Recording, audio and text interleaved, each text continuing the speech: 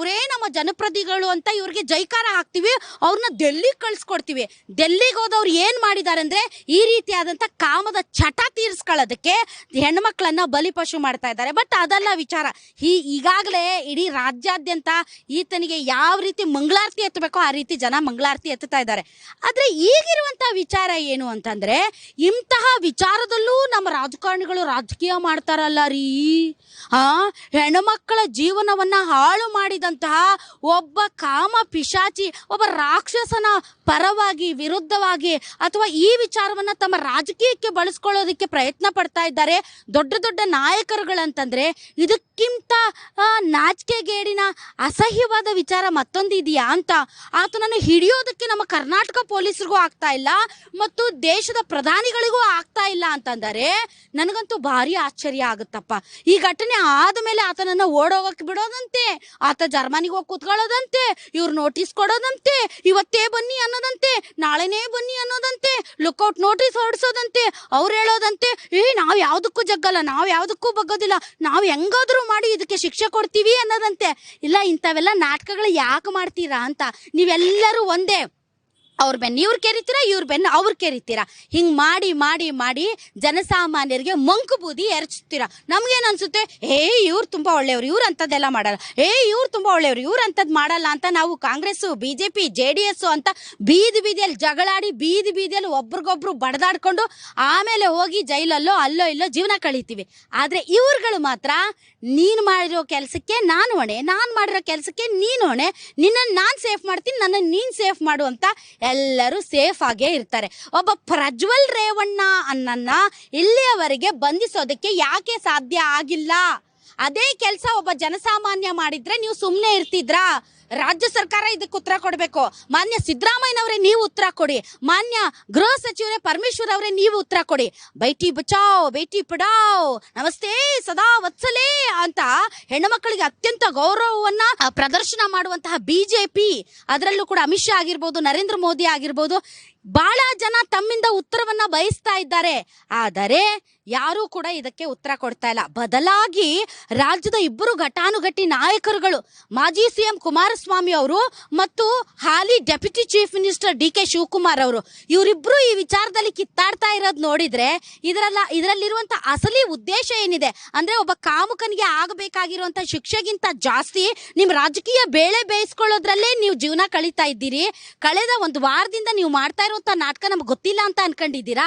ಕುಮಾರಸ್ವಾಮಿ ಅವ್ರು ಹೇಳ್ತಾರೆ ಒಬ್ಬ ಮಹಾನಾಯಕ ಇದ್ದಾನೆ, ಒಬ್ಬ ಮಹಾನಾಯಕ ಇದ್ದಾನೆ ಅಂತ. ಈ ಕಡೆ ಇವ್ರು ಹೇಳ್ತಾರೆ ಫಸ್ಟ್ ನಿಮ್ ಫ್ಯಾಮಿಲಿ ನೆಟ್ಟಿಗೆ ಇಟ್ಕೊಳ್ರಿ, ಆಮೇಲೆ ನಮ್ಮ ಫ್ಯಾಮಿಲಿ ಬಗ್ಗೆ ಮಾತಾಡಿ ಅಂತ. ಅಂದ್ರೆ ಇದು ಎರಡು ಫ್ಯಾಮಿಲಿಗಳ ನಡುವಿನ ಹೋರಾಟ ಅಲ್ಲ ರೀ, ಇದು ಎರಡು ಫ್ಯಾಮಿಲಿ ಅಥವಾ ಎರಡು ಪಕ್ಷಗಳ ಹಿರಿಯ ನಾಯಕರುಗಳ ನಡುವಿನ ಜಿದ್ದಾಜಿದ್ದಿ ಅಲ್ಲ. ಇದು 2,000ಕ್ಕೂ ಹೆಚ್ಚು ಹೆಣ್ಣುಮಕ್ಕಳ ಮಾನ ಪ್ರಾಣದ ಪ್ರಶ್ನೆ. ಇವತ್ತು 5-6 ಜನರದು ವಿಡಿಯೋ ಬಂದಿದೆ, ನಾಳೆ ಅಷ್ಟೂ ಜನರದು ಲೀಕ್ ಮಾಡಲ್ಲ ಅಂತ ಏನ್ ಗ್ಯಾರಂಟಿ? ನಿಮಗೇನಾದ್ರೂ ಬೈದು, ನಿಮಗೇನಾದ್ರೂ ಅವಹೇಳನ ಮಾಡಿ ಯಾರಾದ್ರೂ ಟ್ವಿಟರ್ನಲ್ಲೋ ಫೇಸ್ಬುಕ್ಕಲ್ಲೋ ಇನ್ಸ್ಟಾಗ್ರಾಮಲ್ಲೋ ಒಂದು ವಿಡಿಯೋ ಹಾಕಿಸಿದ ತಕ್ಷಣ ಅದನ್ನ ಟ್ವಿಟರ್ ಅವ್ರಿಗೆ ಹೇಳಿ, ಇನ್ಸ್ಟಾಗ್ರಾಮ್ ಅವ್ರಿಗೆ ಹೇಳಿ ವಿಡಿಯೋನ ತೆಗ್ಸೋದು ಗೊತ್ತು ನಿಮ್ಗೆ. ನಿಮ್ ವಿರುದ್ಧ ಮಾತಾಡಿದವ್ರ ವಿಡಿಯೋಗಳನ್ನ ತೆಗ್ಸೋದು ಗೊತ್ತು ನಿಮ್ಗೆ, ಡಿಲೀಟ್ ಮಾಡ್ಸೋದು ಗೊತ್ತು ನಿಮ್ಗೆ. ಆದ್ರೆ ಹೆಣ್ಣು ಮಕ್ಕಳ ಮಾನ ಹರಾಜಾಗ್ತಾ ಇರುವಂತ ಇಂಥ ವಿಡಿಯೋಗಳನ್ನ ತೆಗ್ಸೋದು ನಿಮ್ಗೆ ಗೊತ್ತಿಲ್ವಾ? ಅಥವಾ ಏನಿದ್ರ ಉದ್ದೇಶ ಅಂತ. ಸೊ ಒಂದು ಆತ ಅಂತೂ ಕಿಡಿಗೇಡಿ, ಅವನು ದೊಡ್ಡ ಕೋತಿ. ಅದು ಆ ಕೋತಿ ಮಾಡಿರೋದು ಒಂದು ಕಡೆ ಅಂದ್ರೆ, ಇನ್ನು ಬಹಳಷ್ಟು ಕೋತಿಗಳು ಆ ಗಾಯನ ಕೆರೆದು ಕೆರೆದು ಕೆರೆದು ದೊಡ್ಡ ಹುಣ್ಣು ಮಾಡ್ತಾ ಇದಾವಲ್ಲ, ಇಂಥ ಕೋತಿಗಳನ್ನ ತಡೆಯೋರು ಯಾರು? ಈ ವಿಚಾರಕ್ಕೆ ಸಂಬಂಧಪಟ್ಟಂತೆ ನಮ್ಮ ದಾಂಡೇಲಿಯ ಜನತೆ ನಮ್ಮೊಂದಿಗಿದ್ದಾರೆ. ಅವ್ರು ಏನು ಹೇಳ್ತಾರೆ ಅನ್ನೋದನ್ನ ನಾವು ಕೇಳೋಣ. ಯಾಕೆ ಅಂತಂದ್ರೆ ಹೆಣ್ಮಕ್ಳು ಒಂದೇ ರೀ, ಅದು ಡೆಲ್ಲಿಯಲ್ಲಿ ಇರಲಿ, ಜರ್ಮನಿಯಲ್ಲಿ ಇರಲಿ, ಬಾಂಬೆಯಲ್ಲಿ ಇರಲಿ, ದಾಂಡೇಲಿಯಲ್ಲಿ ಇರಲಿ, ಬೆಂಗಳೂರಲ್ಲಿ ಇರಲಿ, ಹೆಣ್ಮಕ್ಳನ್ನ ಯಾವನು ಹಣಕ್ಕೋಸ್ಕರ ಅಧಿಕಾರಕ್ಕೋಸ್ಕರ ಬಳಸ್ಕೊಳ್ತಾನೆ ಅವನ ನಡುಬೀದಿಯಲ್ಲಿ ನೇತಾಕ್ಬೇಕು, ಸುಮ್ಮನೆ ಬಿಡಬಾರ್ದು. ಹೆಣ್ಮಕ್ಳು ಆಟಿಕೆಯ ವಸ್ತು ಅಲ್ಲ. ಹೆಣ್ಮಕ್ಳ ಸುದ್ದಿಗೆ ಬಂದ್ರೆ ಈ ಸರ್ಕಾರಗಳು ಸುಮ್ಮನೆ ಇರಲ್ಲ ಅನ್ನುವಂಥ ಮೆಸೇಜ್ ಪಾಸ್ ಮಾಡಬೇಕು. ಆ ನಿಟ್ಟಿನಲ್ಲಿ ಈ ಕಾರ್ಯಕ್ರಮ. ನಮಗೇನು ಮಾಡಕ್ ಬೇರೆ ಕೆಲಸ ಇಲ್ಲ ಅಂತ ಅನ್ಕೊಂಡಿದ್ದೀರಾ? ಬಹಳ ಕೆಲಸಗಳಿವೆ. ಆದರೆ ಈ ನೆಲದ ಹೆಣ್ಣುಮಕ್ಕಳ ಗಟ್ಟಿ ಧ್ವನಿ ಏನು ಅನ್ನೋದನ್ನ ತಿಳಿಸೋದಕ್ಕೆ ನಾನು ಇವತ್ತು ಈ ಕಾರ್ಯಕ್ರಮ ಮಾಡ್ತಾ ಇದ್ದೀನಿ. ಆ ಮೂಲಕ ಆದ್ರೂ ಈ ಸರ್ಕಾರಗಳು ಎಚ್ಚೆತ್ತುಕೊಳ್ಳಿ. ಅದು ಬಿಟ್ಬಿಟ್ಟು ರಾಜಕೀಯ ಹೇಳಿಕೆಗಳನ್ನ ಕೊಟ್ಕೊಂಡು ನೀನ್ ಮಾಡಿಲ್ವಾ, ನೀನ್ ಮಾಡಿಲ್ವಾ, ನಿನಗ್ ಗೊತ್ತಿರ್ಲಿಲ್ವಾ, ನಿನಗ್ ಗೊತ್ತಿರ್ಲಿಲ್ವಾ, ನೀನ್ ತಾನೇ ಮಾಡಿದ್ದು ಅಂತ ಒಬ್ರಿಗೊಬ್ರು ಈ ರೀತಿಯಾದಂತ ನಿಮ್ ಚಾಟಗಳು ತೀರ್ಸ್ಕೋಬೇಡಿ ಅಷ್ಟೇ. ಮೇಡಮ್ ನಮಸ್ತೆ. ನಮಸ್ಕಾರ ಮೇಡಮ್, ಈಗ ರಾಜ್ಯದಲ್ಲಿ ಏನ್ ಚರ್ಚೆ ಆಗ್ತಾ ಇದೆ ತಮಗ್ ಗೊತ್ತು, ಮತ್ತು ಇದು ಯಾವ ರೀತಿ ರಾಜಕೀಯ ಆಗ್ತಾ ಇದೆ ಅನ್ನೋದನ್ನು ಕೂಡ ತಾವು ನೋಡ್ತಾ ಇದ್ರಿ. ಏನ್ ಹೇಳಕ್ ಇಷ್ಟಪಡ್ತೀರಿ? ಈಗ ಇದು ರಾಜಕೀಯ ಅಂತ ಹೇಳಿದ್ರೆ ಪ್ರಜ್ವಲ್ ರೇವಣ್ಣ ಅವರು ಮಾಡಿರುವಂತ ಒಂದು 2,000ಕ್ಕಿಂತ ಹೆಚ್ಚಿನ ಹುಡುಗಿಯರ ಬಗ್ಗೆ ಹೇಳಬೇಕು ಅಂತಂದ್ರೆ ಅತಿ ನೀಚ ಕೆಲಸವನ್ನು ಅವ್ರು ಮಾಡಿದ್ದಾರೆ. ಇದನ್ನ ನಾವೆಲ್ಲ ಖಂಡಿಸ್ತೀವಿ. ಯಾಕೆ ಅಂತಂದ್ರೆ ಇದಕ್ಕೆ ಪ್ರಜ್ವಲ್ ರೇವಣ್ಣ ಅವರಷ್ಟೇ ಅಂತ ನಾವು ಹೇಳಲಿಕ್ಕೆ ಸಾಧ್ಯ ಇಲ್ಲ. ಯಾಕಂತಂದ್ರೆ ಇದಕ್ಕೆ ಅವರಿಗೆ ಈ ಒಂದು ಮಾಡಿರುವಂತ ಕೃತ್ಯಕ್ಕೆ ಅವ್ರಿಗೆ ಈಗಾಗಲೇ ಅರೆಸ್ಟ್ ಮಾಡಿ ಅವರನ್ನ ಒಳಗೆ ಹಾಕಬೇಕಾಗಿತ್ತು. ಆದ್ರೆ ಕೇಂದ್ರ ಸರ್ಕಾರದವರು ಅವರನ್ನ ಯಾರಿಗೂ ಗೊತ್ತಿಲ್ಲ ಹಂಗೆ ವಿಷಯ ಗೊತ್ತಾದ ತಕ್ಷಣ ಇಮಿಡಿಯೇಟ್ಲಿ ಅವರನ್ನ ಜರ್ಮನಿಗೆ ಕಳಿಸಿದ್ದಾರೆ ಅನ್ನೋದು ಒಂದು ಸುದ್ದಿನೂ ಇದೆ. ಅಲ್ಲ ಮೇಡಮ್, ರಾಜ್ಯ ಸರ್ಕಾರದವ್ರು ಏನು ಕಡಲೆಕಾಯಿ ತಿಂತಿದ್ರೆ ಮಲ್ಕೊಂಡಿದ್ರೆ ಬೆಚ್ಚಿಗೆ ಬಿಸಿಲಿದೆ ಹೊರಗಡೆ ಬಂದ್ರೆ ಸುಟ್ಟೋಗುತ್ತೆ ಅಂತ ಅವ್ರಿಗೆ ಗೊತ್ತಿತ್ತು ತಾನೇ ಈ ತರ ಆಗಿದೆ ಅಂತ.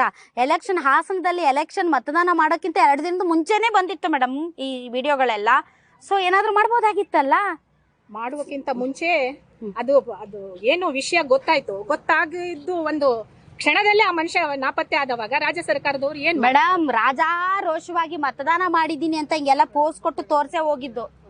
ಯಾಕಂತಂದ್ರೆ ಇಂತ ಒಂದು ಕೃತ್ಯ ಅವ್ರು ಮಾಡಬಾರ್ದಾಗಿತ್ತು, ಮಾಡಿದ್ದಾರೆ. ಇದೆಲ್ಲ ನಿಜಕ್ಕೂ ನಮ್ಮಂತ ಹೆಣ್ಮಕ್ಳಿಗೆಲ್ಲ ಒಂದು ಅವಹೇಳನ ಇದು ಅಂತ ಹೇಳ್ಬೋದು ಅಂತ. ಈಗ ನಾವು ಹೇಳ್ತೀವಿ ಬಿಜೆಪಿ ಸರ್ಕಾರದವರು ಮೊನ್ನೆ ಈಗಾಗಲೇ ಸದ್ಯದಲ್ಲೇ ಆಗಿರುವಂತ ಒಂದು ಕೃತ್ಯ ಹುಬ್ಳಿಯಲ್ಲೇ ಆಗಿತ್ತು. ನೇಹಾ ವಿಷಯಕ್ಕೆ ಒಂದು ಮುಸ್ಲಿಂ ಹುಡುಗ ಅದನ್ನ ಒಂದು ಕೆಲಸ ಮಾಡಿದನಂತೆ. ಎಲ್ಲರೂ ರೋಡ್ಗಿಳಿದು ಸುಮಾರು ಅದು ಆಗಿರುವಂತ ದಿನದಿಂದ ಹಿಡಿದು ಇಲ್ಲಿವರೆಗೂ ಬೇಡದಿರೋ ಅಂತ ಹೇಳಿಕೆಗಳನ್ನೆಲ್ಲ ಕೊಟ್ಟು ಆ ಮನುಷ್ಯನನ್ನ ಒಳಗೆ ಹಾಕ್ಲೇಬೇಕು. ಎಸ್, ನಾವು ಅದನ್ನ ಒಪ್ಕೊಳ್ತೀವಿ. ಯಾಕಂತಂದ್ರೆ ನೇಹ ಅಂತ ಒಂದು ಮುದ್ದಾದ ಹೆಣ್ಮಗಳನ್ನ ಆ ಹುಡುಗ ಮಾಡಿರೋದು ಕೃತ್ಯ ಅದು ನಿಜಕ್ಕೂ ಖಂಡನೀಯ. ಅದಕ್ಕೆ ಅವನಿಗೆ ಶಿಕ್ಷೆ ಆಗ್ಲೇಬೇಕು. ಶಿಕ್ಷೆ ಅಷ್ಟೇ ಅಲ್ಲ, ಅವ್ನು ಗಲ್ ಶಿಕ್ಷೆನೇ ಆಗ್ಬೇಕು ಅಂತ ನಾವೆಲ್ಲರೂ ಅದನ್ನೇ ಬಯಸ್ತೀವಿ.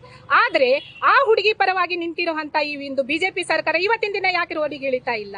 S, exactly. ಬಟ್ ನನಗೆ ಈ ವಿಚಾರದಲ್ಲಿ ನನಗೂ ಒಂದ್ ಸ್ವಲ್ಪ ಅಸಮಾಧಾನ ಇದೆ. ನಿನ್ನೆ ನಾನು ಮಾಳವಿಕಾ ಅವರು ಮಾಡಿರುವಂತ ಪ್ರೆಸ್ ಮೀಟ್ ಅನ್ನ ನಾನು ನೋಡ್ತಾ ಇದ್ದೆ.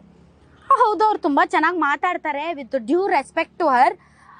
ಅವ್ರೊಂದು ಮಾತು ಹೇಳಿದ್ರು, ನೇಹಾ ಕೊಲೆಗೂ ಇದಕ್ಕೂ ಬಹಳ ವ್ಯತ್ಯಾಸ ಇದೆ. ನೇಹಾ ಕೊಲೆ ಮಾಡಿದಂತ ಯುವಕನಿಗೆ ಧೈರ್ಯ ಹೆಂಗ್ ಬಂತು, ಆತನಿಗೆ ಧೈರ್ಯ ಹೆಂಗ್ ಬಂತು ಅಂತಂದ್ರೆ ಈ ಕಾಂಗ್ರೆಸ್ ಗವರ್ನಮೆಂಟ್ ಇಂದ ಬಂತು. ಕಾಂಗ್ರೆಸ್ ಗವರ್ನಮೆಂಟ್ ಮುಸ್ಲಿಮರಿಗೆ ಸಿಕ್ಕಾಪಟ್ಟೆ ಅವರು ಇಂಪಾರ್ಟೆನ್ಸ್ ಕೊಡ್ತಾರೆ, ಹಂಗಾಗಿ ನಮ್ಗೇನು ಮಾಡಲ್ಲ ಅಂತ ಅವ್ನು ಹೋಗ್ಬಿಟ್ಟು ಕಚ ಅಂತ ಚಾಕು ಚುಚ್ಚಿಬಿಟ್ಟ ಅನ್ನುವಂತ ನರೇಶನ್ ಅನ್ನ ಮಾಳವಿಕಾ ಮೇಡಮ್ ಅವ್ರು ಕೊಡ್ತಾ ಇದ್ರು. ನೋಡಿ, ಹೆಣ್ಮಕ್ಳಿಗೆ ಎಲ್ಲಿ ಶೋಷಣೆ ನಡೆಯುತ್ತೋ ಅಲ್ಲಿ ನಾವು ಮುಂದೆ ಇರಬೇಕು. ಅದು ಜಾತಿ ಆಧಾರದ ಮೇಲೆ, ಧರ್ಮದ ಆಧಾರದ ಮೇಲೆ ಅಲ್ಲ. ಜಾತಿ ಧರ್ಮದ ಆಧಾರದ ಮೇಲೆ ಹೆಣ್ಮಕ್ಳ ಮೇಲೆ ಶೋಷಣೆ ನಡೆಯೋದಿಲ್ಲ. ಅಧಿಕಾರ, ಹಣ, ದರ್ಪದ ಆಧಾರದ ಮೇಲೆ ತಾನು ಗಂಡಸು ಅನ್ನುವಂತಹ ಒಂದು ಪುರುಷ ಪ್ರಧಾನ ವ್ಯವಸ್ಥೆಯಲ್ಲಿ ನಡೀತಾ ಇದೆ. ಅಂಥದ್ರಲ್ಲಿ ಅದಕ್ಕೂ ಇದಕ್ಕೂ ಸಂಬಂಧ ಇಲ್ಲ. ಅದೇ ಬೇರೆ ಇದೇ ಬೇರೆ. ನೇಹಾ ವಿಚಾರ ಮಾಡುವಾಗ ಟೋನ್ ಸ್ವಲ್ಪ ಗಟ್ಟಿ ಆಗುತ್ತೆ. ಅದೇ ಪ್ರಜ್ವಲ್ ರೇವಣ್ಣನಿಂದ ಶೋಷಣೆಗೆ ಒಳಗಾದಂಥ ಸಂತ್ರಸ್ತರ ಪರವಾಗಿ ಮಾತಾಡುವಾಗ ಟೋನ್ ಡೌನ್ ಆಗುತ್ತೆ. ಅದು ಕಾಂಗ್ರೆಸ್ಗೂ ಅನ್ವಯ ಆಗುತ್ತೆ, ಬಿಜೆಪಿ ಅವ್ರಿಗೂ ಅನ್ವಯ ಆಗುತ್ತೆ. ಬಿಜೆಪಿ ಅವರು ಮಾತಾಡುವಾಗ ನೇಹಾ ವಿಚಾರದಲ್ಲಿ ಧರ್ಮ ಅದು ಇದು ಅಂತ ರಾಜಾರೋಷವಾಗಿ ಮಾತಾಡ್ತಾರೆ. ಅದೇ ಈ ಪ್ರಕರಣ ಬಂದಾಗ ಕಾನೂನು ಕ್ರಮ ಆಗಲಿ ಏನಾಗುತ್ತೋ ಆಗಲಿ ಅಂತಾರೆ. ಅದೇ ಕಾಂಗ್ರೆಸ್ ಅವರು ನೇಹಾ ವಿಚಾರ ಬಂದಾಗ ಸುಮ್ಮನಿರ್ತಾರೆ, ಈ ವಿಚಾರದಲ್ಲಿ ಸಿಕ್ಕಾಪಟ್ಟೆ ಕೂಗಾಡ್ತಾರೆ. ಹಿಂಗಾದ್ರೆ ನಮ್ಮ ಹೆಣ್ಮಕ್ಳಿಗೆ ನ್ಯಾಯ ಸಿಗುತ್ತೇನ್ರಿ? ಎಲ್ಲವನ್ನೂ ರಾಜಕೀಯ ಮಾಡಿದ್ರೆ ಹೆಣ್ಮಕ್ಳಿಗೆ ನ್ಯಾಯ ಸಿಗುತ್ತಾ ಅಂತ. ಕೊಲೆನೂ ರಾಜಕೀಯ, ರೇಪು ರಾಜಕೀಯ, ಹೆಣ್ಮಕ್ಳ ವಿಚಾರನೂ ರಾಜಕೀಯ, ಒಂದು ಸರ್ಕಾರದಿಂದ ಬರೋ ಸವಲತ್ತು ರಾಜಕೀಯ ಇಲ್ಲದೆ ಇನ್ನೇನಿದೆ ಹೇಳಿ? ಹಿಂಗಾದಾಗ ನಮಗೆಲ್ಲ ನ್ಯಾಯ ಸಿಗುತ್ತಾ? ಅಯ್ಯೋ ಹೇಳಿ ಮೇಡಮ್. ಮೇಡಮ್, ನೀವು ಈಗ ಏನು ಹೇಳಿದ್ರಿ, ಈಗ ರಾಜ್ಯ ಸರ್ಕಾರವ್ರಿಗೂ ನೀವು ಬ್ಲೇಮ್ ಮಾಡ್ತಾ ಇದ್ರಿ. ಅದ ಸರಿ ಇಲ್ಲ.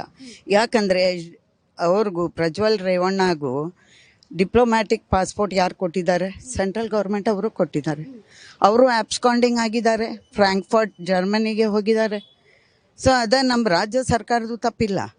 ಮತ್ತು ದೇವರಾಜ ಗೌಡ ಅವರು ಡಿಸೆಂಬರ್ 2023ನಲ್ಲಿ ಅವ್ರಿಗೂ ನರೇಂದ್ರ ಮೋದಿಜಿ ಅವ್ರಿಗೂ ಹಾಗೂ ಅಮಿತ್ ಶಾ ಅವ್ರಿಗೂ ಹಾಗೂ JP ನಡ್ಡಾ ಅವ್ರಿಗೂ ಒಂದು ಪತ್ರ ಬರೆದಿದ್ರು.